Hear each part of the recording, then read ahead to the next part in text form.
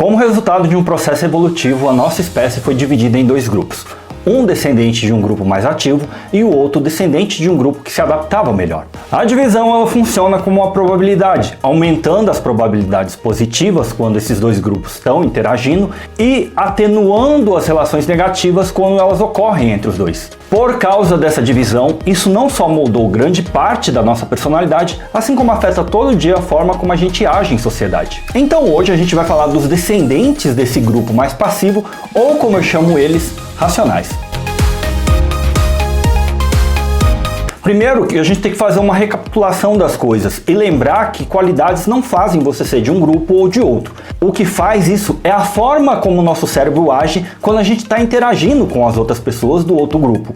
Por exemplo, eu sou descendente do grupo mais ativo, então quando eu interajo com o outro grupo, os racionais, o meu cérebro ele ajuda nessa relação. É mais fácil eu esquecer de uma briga, é mais fácil eu admirar e é até mais fácil, por exemplo, eu admitir a derrota para esse outro grupo. E essa relação nos protege contra a depressão e ansiedade e outros males psicológicos que tem aí na sociedade. Mas esse é um efeito que ocorre a nível inconsciente e foi marcado na nossa espécie e foi muito importante para a gente chegar até aqui. Entendido tudo isso, então vamos falar das qualidades que podem aparecer mais nos descendentes do grupo mais passivo. O fato de uma pessoa ser racional não significa que ela será passiva. Sim, os racionais, a modo geral, eles são mais tranquilos que os atitudinais, mas isso não significa que eles serão necessariamente passivos. Então, os racionais eles podem ser mais tranquilos porque a adaptação deles é melhor, mas isso não significa que ele será passivo com você. Eu costumo falar que você não sabe a força que um racional tem até que ele esteja fazendo força contra você. Porque os racionais sim, eles têm uma melhor adaptação e eles são mais tranquilos, mas eles podem chegar a nível extremo como qualquer outra pessoa. Os racionais tendem a ser mais emotivos.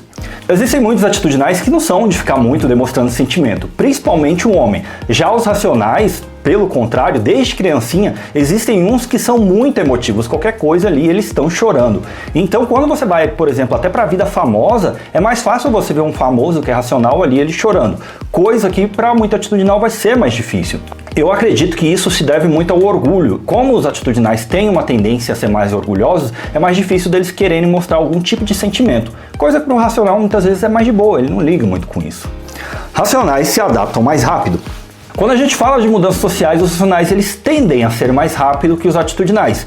Mas isso nem sempre é uma coisa boa, já que se a sociedade mudar para uma coisa ruim, muitas vezes isso pode botar em risco a vida de outras pessoas. Por isso, alguns atitudinais ali representam ali a estrutura de sustentação da sociedade, já que eles vão sim mudar, mas essa mudança vai ser mais lenta e gradual. Racionais odeiam pessoas lentas. Tá bom, todo mundo pode odiar uma pessoa lenta, mas os racionais odeiam pessoas que são devagar. Para nós atitudinais, a gente pode até relevar isso. Aliás, dentro do relacionamento, para muitos atitudinais, isso é até bom ali, porque o atitudinal ele vai, toma atitude ali e usa isso ali até como uma certa territorialidade. Tanto que tem muito homem racional que pega a mulher e vai, na hora dele vai elogiar a esposa ou a namorada dele, ele fala, olha pra você ver essa mulher aqui de atitude, eu adoro isso nela e eu admiro muito isso nela. Aliás, falando, isso pode afetar até na personalidade. Por exemplo, por mais que a mulher racional possa ser muito bruta, dentro da mulher racional ela gosta ali de ser vista como uma princesa, ou pelo menos ser tratada como uma. Contraponto de algumas mulheres atitudinais ali que por mais que possam até ser delicadas, e elas gostam de ser vistas ali como uma princesa Fiona ali, que dentro dela ali tem uma mini ogra. Racionais podem se anular mais em sociedade. Olha, todo mundo pode se anular, é uma coisa comum que a gente faz até principalmente quando a gente gosta de uma pessoa, mas tem alguns racionais ali que se chegam a nível extremo. Eu vi uma história recente de uma racional que ela saiu de casa e ela tinha ali os pais atitudinais. E ela não falava nada para os pais sobre questão de comida dentro de casa. Ela passava fome só para ela não incomodar eles. Outra história que eu vi foi de um racional que ele entrou numa briga com a mulher atitudinal e isso causou um efeito tão dramático e tão traumático nele que ele perdeu a capacidade ali de brigar com ela. Ele só evitava de entrar em conflito para que ela não fosse embora de casa. Mas isso também tem uma consequência extremamente ruim dentro da sociedade e principalmente política. Existem muitos casos que os racionais eles pegam um atitudinal que é um psicopata e muitas vezes esses racionais tentando ali apaziguar ou fazer exatamente alguma paz, eles acabam abrindo ali passagem para um mal muito maior. Por exemplo, no final da Primeira Grande Guerra, ou Primeira Guerra Mundial, Chamberlain, ele tentou ali fazer um tratado de paz com Hitler, porque ele não queria, todo mundo estava cansado da guerra, e como ele é racional, ele queria realmente que fosse ali feito um tratado de paz. Mas o Hitler simplesmente ignorou. Ou seja, muitas vezes os racionais eles não têm o tato, eles não conseguem ver essa maldade, muitas vezes que tem um atitudinal e às vezes sendo ele psicopata, e muitas vezes isso acaba gerando ali um mal muito pior. Racionais tendem a falar menos o que pensam ou serem menos inconvenientes. Tem muito atitudinal que acha que tem que falar que tudo vem à cabeça, né? Porque, na verdade, tem muitos atitudinais que eles acreditam ali que eles estão sendo autênticos, né?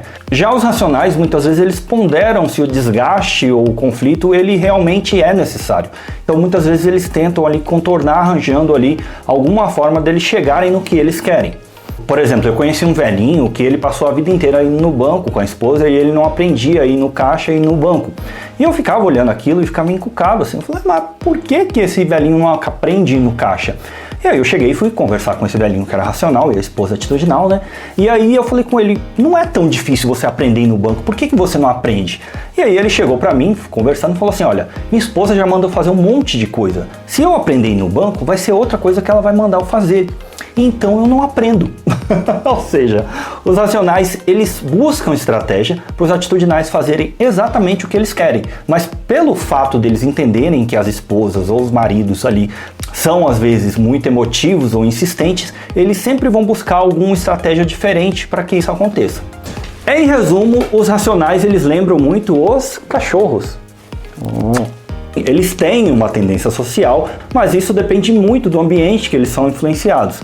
Então existem uns racionais que são bem mortais, outros que são bem tranquilos, mas somente dentro do relacionamento, e outros ali que são queridos por todo mundo.